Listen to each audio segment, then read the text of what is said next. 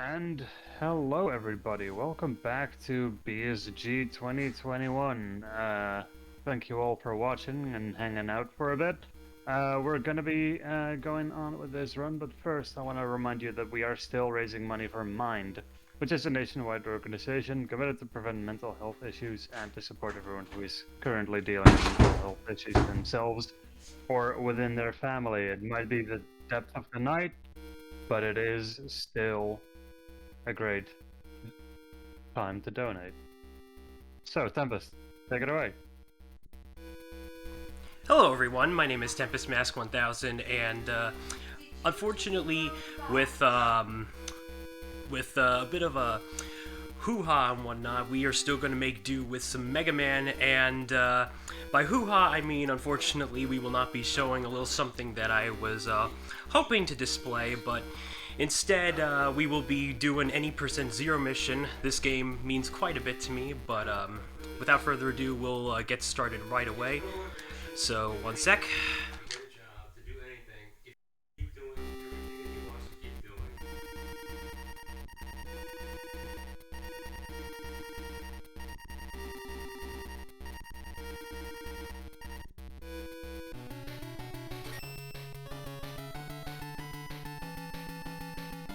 Alright, let's get this thing started in 5, 4, 3, 2, 1, let's go.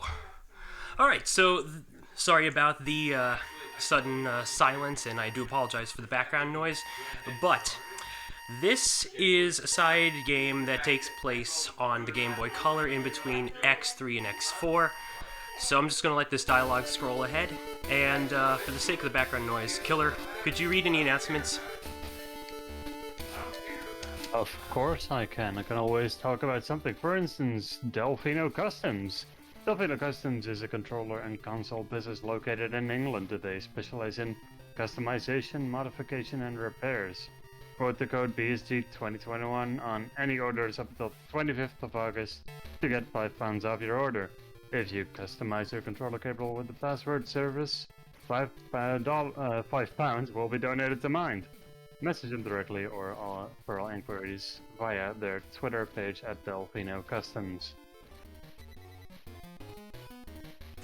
Alright, thank you very much. So, we've just entered the first boss, and this is Skullhead. I like to affectionately call him Mega Skeletor because he basically reminds me of the He-Man villain undergoing Gen 6 Mega Evolution. A little silly joke where... oh, right, flashing warning. Essentially, Mega Man X runners usually like to give silly nicknames to the intro bosses, like Dogu the Giant from X3 gets to be called Mr. Fisty McGee, so I figured I'd adopt that tradition for myself, and this be the result. Now, with that said, that was a very easy fight. All I needed to do was guide him to the side and keep hitting him like so until he was as good as gone, and yeah. So that was a very easy fight. That was the intro stage, and as I mentioned earlier, this game does take place in between X3 and X4. So as you can see here, we got Iris, who is alive and well. She's actually taking a bit of a, I guess, internship / break from the Repla Force. Whatever the case, she's basically the navigator for X and Zero here, who are investigating Laguz Island in the Southern Ocean. Reploids around the world are suddenly going... basically, what's the word, motionless, as if they've become hollow and stuff like that. And so, this has been known as the Erasure Incident, and essentially X and Zero are sent to investigate. So, Iris won't necessarily be interrupting us, kind of like what Alia is infamously known for in X5 and stuff like that, which is all good because Iris is Iris's best girl. Do not... I'm sure she would not want to be rude for the mission, but regardless, we'll be going through 4 Mavericks instead of the traditional 8. Now, that's what the whole spiel about X mission and Zero mission is for. Basically, the game is split in... ooh, that was unfortunate.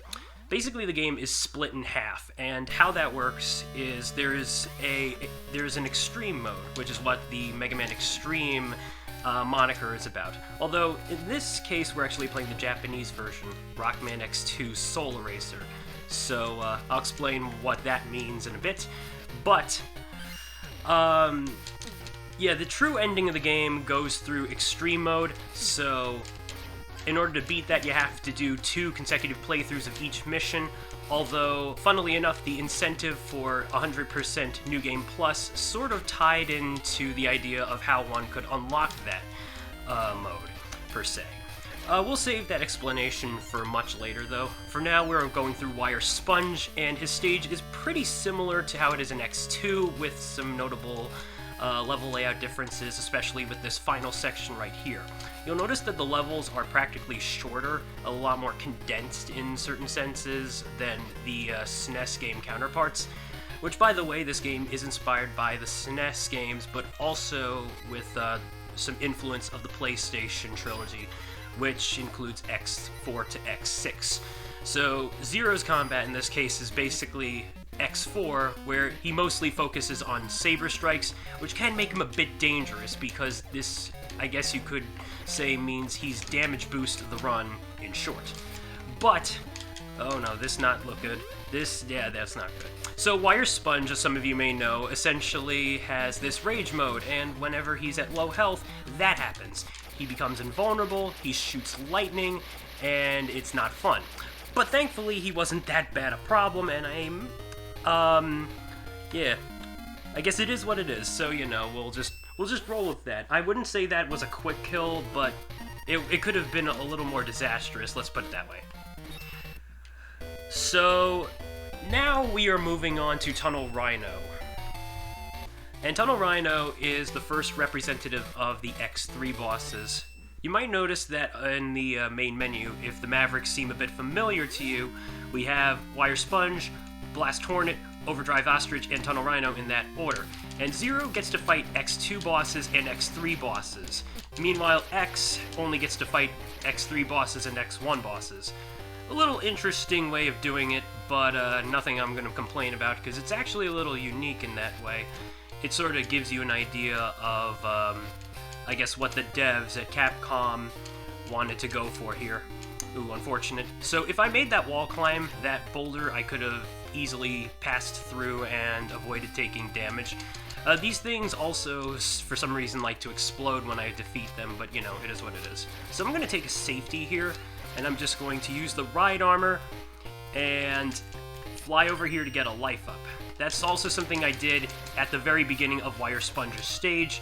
It is practically the easiest to get, and this one is fairly easy, but the intended route by K. Poisson, the world record holder of this category, and the 100%, usually opts to skip collecting more than 2 life ups. It's because the one in this stage and Blast Hornet are a little bit out of the way, meaning that if you want to get as much time conserved as possible, you're only really going to get your mileage from Sponge and Ostrich's stages with the life ups there. The only reason I'm getting it here is to give a little bit of a backup, because Zero is known to be something of a glass cannon in most games that he's playable as, and here I guess you could say the same thing. He's still fairly cool to play, though, for sure. That's actually one of the reasons I'm actively running this category here and there. I also do actively run X Mission, but not a lot of people do run Zero Mission, so in a way I'm glad to represent this red Reploid and give him the attention he deserves. Here's Tunnel Rhino. He becomes a bit of a bully when it comes to trying to charge at us, so we're going to avoid him as best we can. Otherwise, I would wager that if I make contact with him at least once, it'll be enough to cause us to lose a life. Alright, not bad. I would have gotten a little bit of a better pattern if I guess better fight if I tried to get a little bit closer to him when he shot his drill bits at me. No big deal, though. So, here we have Berkana, and this is the introduction to her, and we also have Gareth, which is somebody that was introduced earlier after we beat Skullhead, but I didn't get to properly talk about. So Gareth is what's called a soul racer, where he claims to be a Maverick Hunter himself, just not associated with the Maverick Hunters. X and Zero are pretty unsure about that one, though, and they kind of see through his little speech. Which, I guess to Gareth, he's not necessarily wrong in his own mind, but in truth, Berkana here is his creator and the mastermind of basically most of this plot. I mean, sure, you could say Sigma's involved, but nah, Sigma's definitely not involved whatsoever. I mean, that would be... this is an X game. That would be dumb. Nah, but for real. Here we have a bit of a dangerous spot, so I'm going to use a series of damage boosts to come across these sandstorm tornado generators, like so. Let me just get here and whoosh. Awesome. And first try. But it's not over yet. I do have to get across these couple right here. I'm going to wait for the sake of safety, though. Oop, oop, oop. Alright. Whew. There we go. And with that, we've now made it to the second Ride Chaser section, and I would like to explain that this thing is a bit slippery sometimes. Like, the movement of left and right isn't all that bad, it's just not, I guess, proper is the way to put it? I don't know. When it comes to motion mechanics, I don't always have the proper terminology, but when it comes to attacking, you do want to try and jump when you are about to strike enemies on an upslope. Otherwise, if you don't and you try to attack, they'll still damage you anyway. Not fun. Otherwise, I would recommend using the pressing up to attack, as compared to using the attack button to attack. Although whichever option you fancy, that's perfectly fine by me. But here's Overdrive Ostrich. He just did a little thing that I was hoping he wouldn't do, and that was leave the screen, and he's going to do it one more time, so we're going to lose a little more to that, but there we go. At least I didn't die to him, but it is what it is. So, we do have one more Maverick at this point, and I know that's pretty fast and all, but like I said, this is kind of a shorter version of the main quest, if you will, so we aren't going to be here for too long, but coming up is what is probably my favorite of the Maverick stages, Blast Hornet. You may have noticed that in some stages there are a lot of bits of level design that seem to closely resemble the Maverick's original appearance, and that does tend to be the case, but the thing about that is this game also does try to remix some things or even go for some original beats, as was the case with Tunnel Rhino, and especially the case with here. We're jumping across a bunch of spycopters, these things that you might have recalled seeing in the X3 intro of the intro stage, which, funnily enough, is the Maverick Hunter base, but yeah. Never knew that for the longest time, but I digress. We come across these copters, go to this little ship, and, ooh, okay, that did not work. I'm going to try that a couple more times. I'm trying to perform a section skip, I'm trying to perform a section skip that uses 0 with the dash, but I'm going to try and get to there. There we go, second try. That does tend to happen with me at marathons, so I guess the tradition continues here. By the way, quick shout out to Manix in the chat. Manix86 is a guy who does quite a bit of Mega Man Game Boy related games, kind of like me with Xtreme 2, so big shout out to him. Yeah, he's a really cool dude.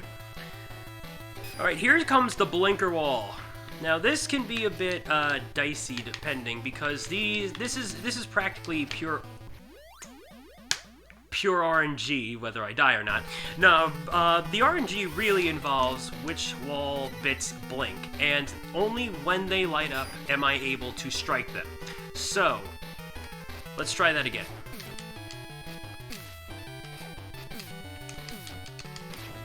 Alright, that was the first. Nope, okay. So the funny part about this is that in extreme mode, 2 light up at a time, which can be a bit annoying with the little projectiles that they like to shoot at you, the character, but at the same time, I'd say it's not as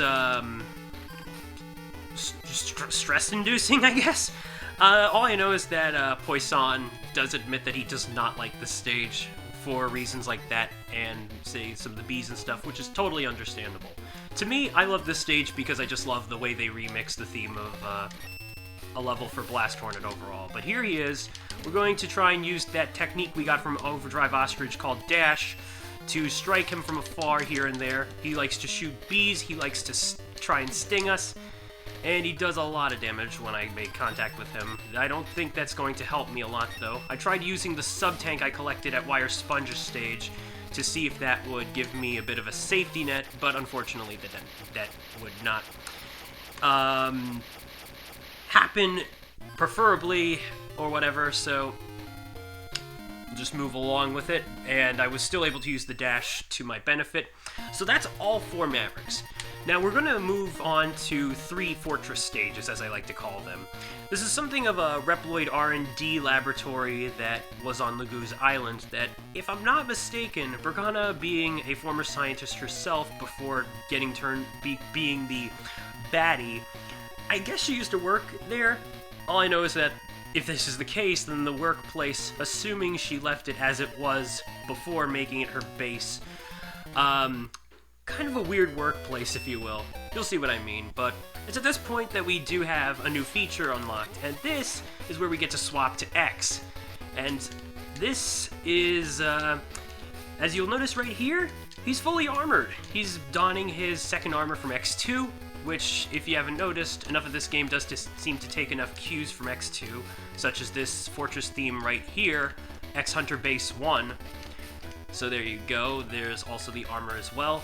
But I guess it's also understandable considering the first armor made a return in Xtreme 1, which is a pretty cool game on its own, and although I think there are a lot of things that I find a little more superior on Xtreme 2, I definitely think for anyone curious about these games, you should give this a shot, because you can purchase them currently on the Virtual Console lineup for the Nintendo 3DS. So you can get that as well as all 5 of the classic Mega Man games for Game Boy.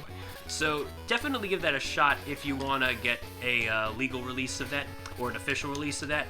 Of course, if you want to find other means such as, well, what I'm immediately doing, then I guess that works too. But I'm sure there are also some people who are willing to sell some cartridges, which, funnily enough, I do actually own a cartridge for this game. I just don't use it because the international version is like at least a minute slower in terms of the unskippable cutscenes and text you have to scroll through.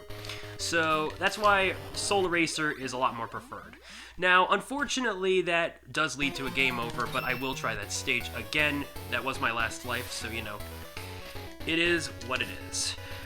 Let's keep on going, and Killer, if you have any announcements or anything you'd like to say right now, please go ahead and do so. I can absolutely always tell people about some wonderful stuff. For instance, just in case people missed a previous run, make sure to check out our YouTube channel. Subscribe to it, please, over on youtube.com/BSG Marathon. A lot of old runs from previous marathons of BSG have been uploaded there, and there's just a variety of cool things to check out if you haven't seen it, and things eventually from this marathon as well will get uploaded there. And on top of that, quick reminder to people that if you use your Prime Gaming subscription there, you get to support both BSG and ESA, and who doesn't want that? Absolutely.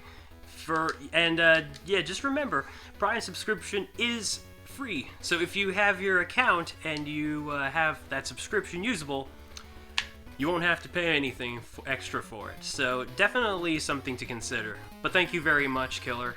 And with that, let's try this again. So obviously we have Velgarder here from X1, and one thing about him is that he is a bit tough to handle without the Hadouken. And unfortunately, even if we did have the Hadouken, it's actually not instant kill in this game. But that's more of an X problem.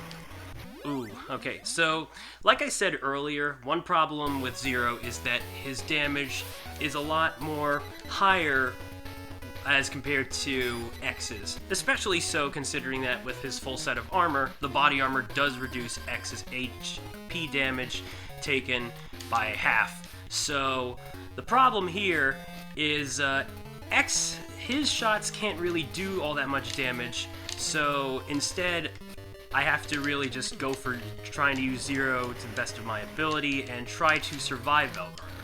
I think I'm going to have a better chance with this one, but okay, I'm going to switch to X just to ensure safety and get the victory, even though it's going to waste a little bit more time than preferred, but no problem. We're living. Killer, if you have any questions about this game, feel free to ask me right now. I'm more than welcome to hearing any. Oh, I mean, first of all, I'm always happy to see Mega Man games being ran and the Zero just being repped a bit. As a former Mega Man Zero 4 runner, it's always amazing to see my guy. I actually had no idea you ran 04. That's pretty incredible. Oh yeah, that's a while ago. I have to get back to that at some point. Absolutely. And as someone who does have a launch day 0ZX Legacy Collection for Switch, I definitely got to get to that real soon. Although, fun fact, I did recently acquire an OG DS capture card, so for games like ZX, I can indeed capture gameplay from the original version. So, hey, the possibilities are practically limitless now. But, yeah, no, absolutely, I totally get it. Zero's games, for those who don't know, are really cool, and I would also highly recommend giving those a shot if you haven't. Big shout out to Inti Creates, who worked on quite a bit of the Mega Man games, but also had been taking a lot of time in nearly a decade, I would say, from now, working on their own IPs and also helping bring some stuff back. For instance, Blaster Master 03 and the Blaster Master 0 series, just big shout out to them regardless.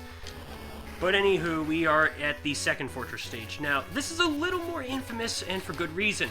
We got an original boss coming up, and it's known as Isaz and Suilo. And I do not know which head is which, but it's a giant Sphinx tank that likes to take a lot of screen space, basically. And so with the screen crunch, it's not fun. So, all in all, I have to be a little bit careful because while Velgarder really put up a challenge today, it goes without saying that a lot of people have some bad memories, casually speaking, when it comes to this guy, because if you've heard the term Sphinx Tank before, this is it. This is it right here. Alright, not a bad start, but we are at a bit of a dangerous spot here. Ooh, that's also a bit of a dangerous spot. Okay. Oh. Alright, so unfortunately, I'm going to have to do something to save a little bit of time. Hang on. Game doesn't want to cooperate with me here. There we go. Whew. Okay, so this game, unfortunately, I am wearing the official Hackathon 2021 shirt, Resetting is a Crime, and in a way, this is almost like resetting, but it's actually 110% legal to do so in an Xtreme 2 run. The game comes up with a backup battery, or cartridge battery, which is done to allow you to save files and also autosave. So whenever you hit the checkpoints that have the metallic plates, or as my good friend Focus Sight likes to sometimes call them, metal Oreos, what this means is you've created an autosave, but be careful because once you've activated that autosave once, it's gone, and you have to continue the rest of the way, or the next time you reload the game, you'll have to either continue progress from the continue file select menu or whatnot, and stuff like that. I'm having a hard time with words today. I would have jokingly loved to include a little counter of how many times I've scrambled my words during this run, but I'll take myself a little bit seriously here because that's still not good. Unfortunately, yeah, I think I'm gonna just have to lose a bit more time trying this one again.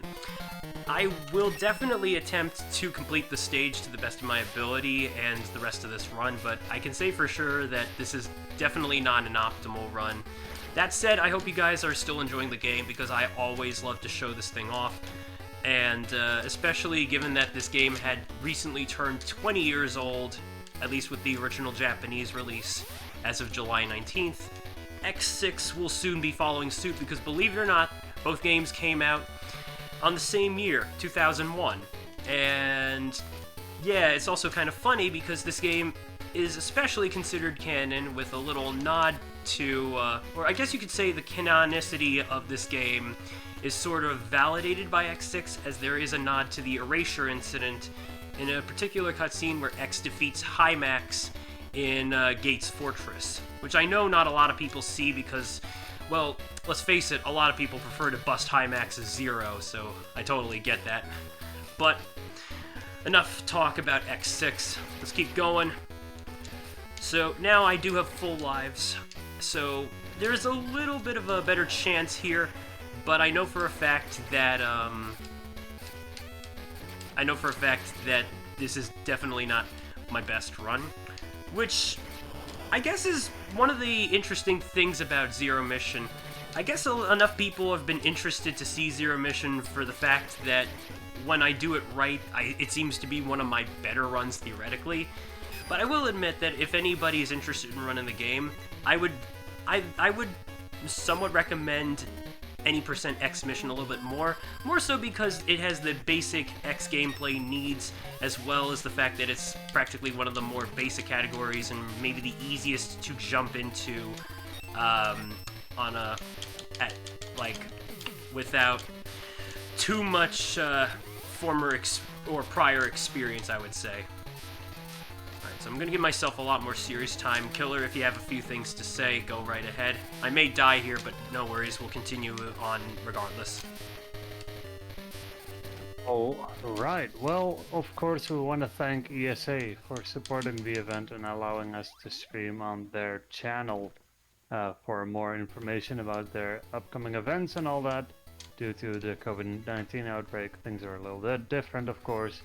Be sure to check out esamarathon.com. Look at all that stuff there. Sounds good. Thank you very much. Alright, so as you can see right here, whenever a head is destroyed, the other one becomes a lot more active.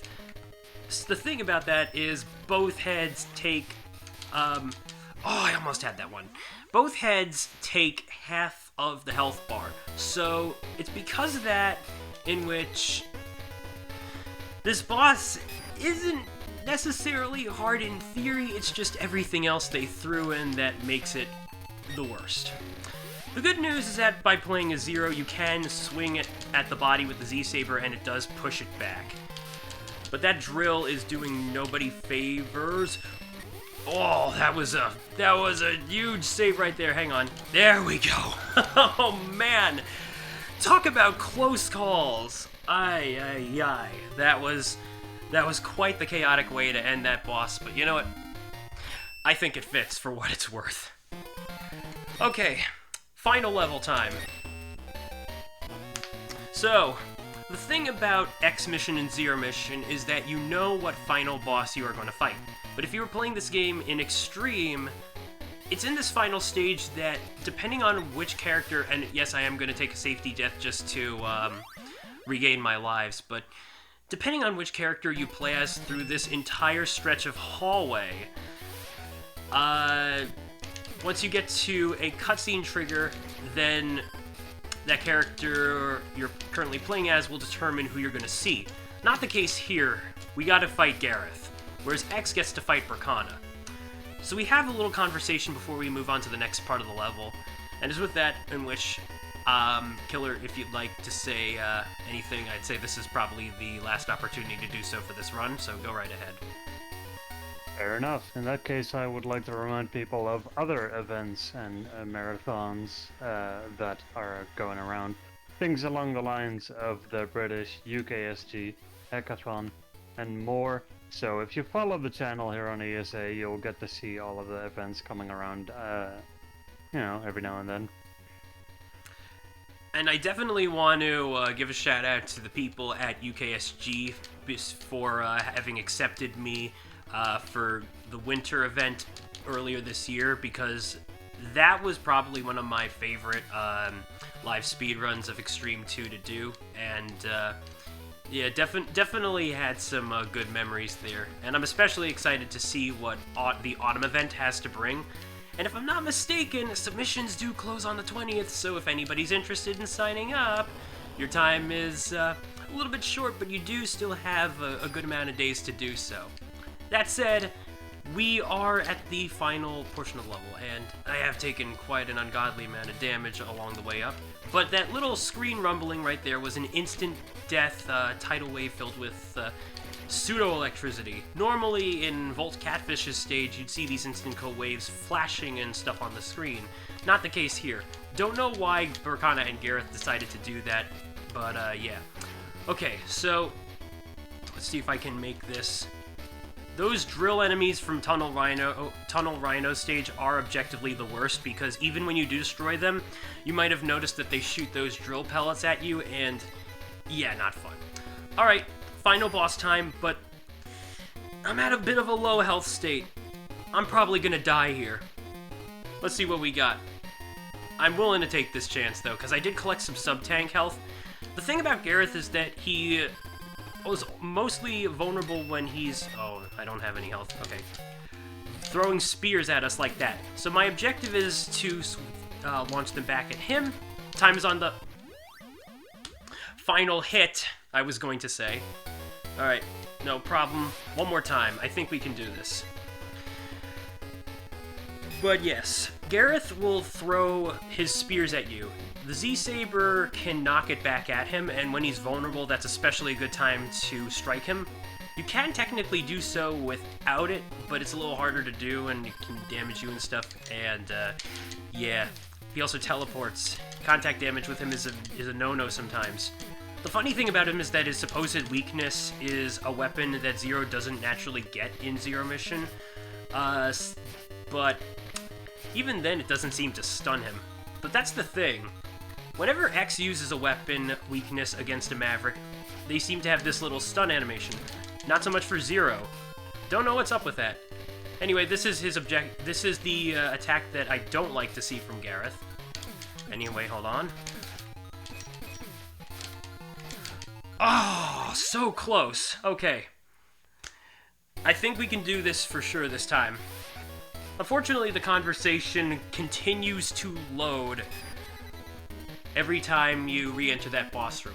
Not sure why that is, but a word for the wise if you do not know that. Well, now you know. Alright, serious time.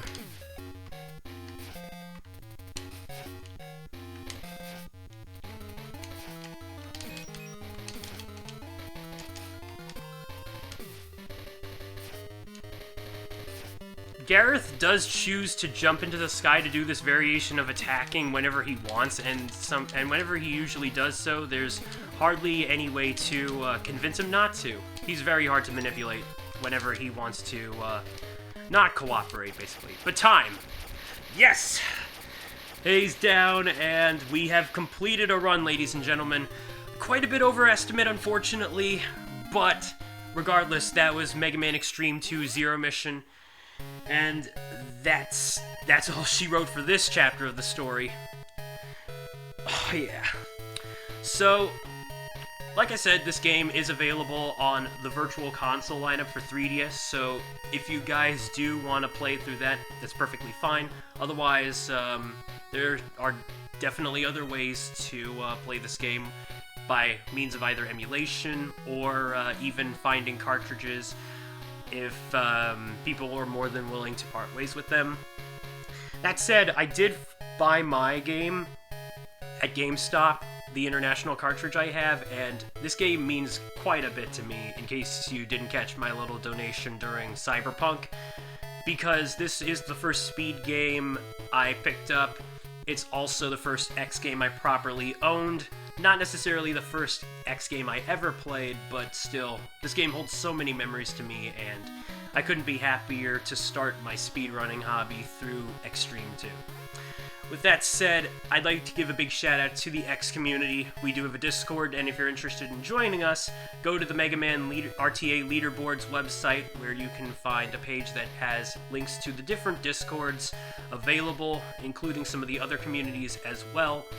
A big shout out to the handful of active runners behind the games: Young Zorn, Focus Sight, Kate Poisson, Curitiba, and shoutouts to Phazon Knight and Elpis, who aren't active in this game as much. I know Phazon himself has been seemingly busy with life and stuff, but Elpis also gets a shout out because Elpis is good people for sure. And one more shout out, if I may. Recently, or rather as of today, Mega Man X Dive is now globally available on mobile devices, so special thanks to the dev team behind that game for finally giving us an official version. You can get this on iOS and Android if you're interested. So yeah, it's kind of funny because this is kind of like when Blaster Master happened at ESA and BMZ3 got released. So yeah, this is BSG's version of that too. But yes, my name is TempestMask1000. I'm not going to hold you guys captive any longer. Thank you for watching me run. You're cool, I guess. Thank you for watching me run a Mega Man game. Reploids and robots rock to save the world. But Killer, thank you for being here. Enjoy the rest of the marathon. This won't be the last time you see me. Well, this will be the last time you see me running, but you know what I mean. Yeah, alright. Thanks for the run. Always good to see some Mega Man rep going around.